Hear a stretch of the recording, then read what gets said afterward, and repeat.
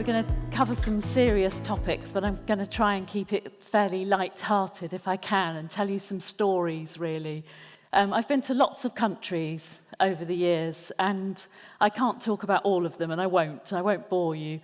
But that's just a list of some of them.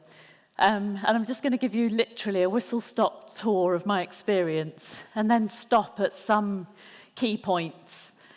Human beings prioritise the same things: their family, their friends, and even their pets. And that was the same in Brazil. You know, we didn't need to even speak to them in words. They understood why we were there, and they wanted us to treat their children. And it's such a privilege to be able to offer healthcare to people who understand why you're doing something, why you're offering care.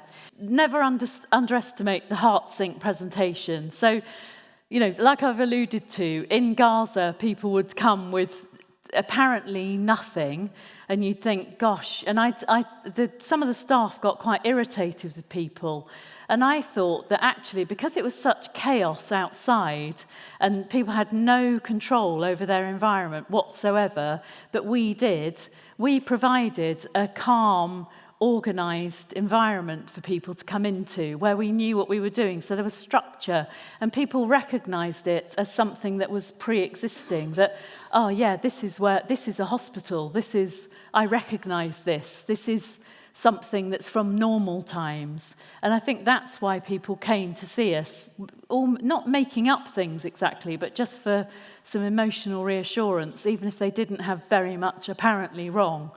Teamwork is everything. You know, I had brilliant colleagues. They're 2 American emergency physicians who I worked with, Samaritan's Purse, and great. That's a doctor and a nurse in Gaza.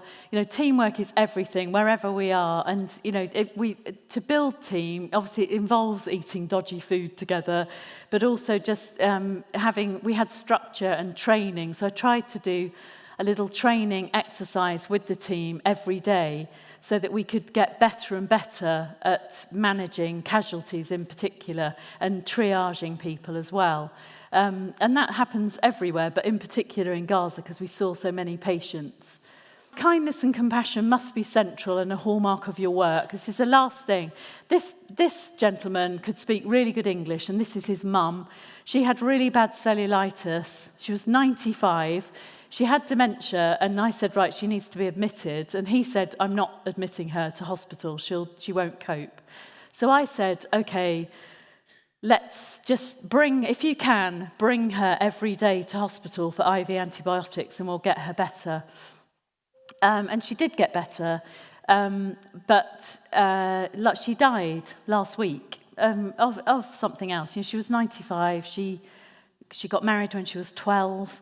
She had 12 children, and he was the youngest. And he sent me a message on WhatsApp in August saying, thanks a lot, and just this beautiful message from him, just thanking me for caring for his mum, which I thought was really touching and, under the circumstances, remarkable. So I think, in conclusion, you think that you're making a difference for others, but actually what happens is that you get changed yourself. And that's definitely what's happened to me.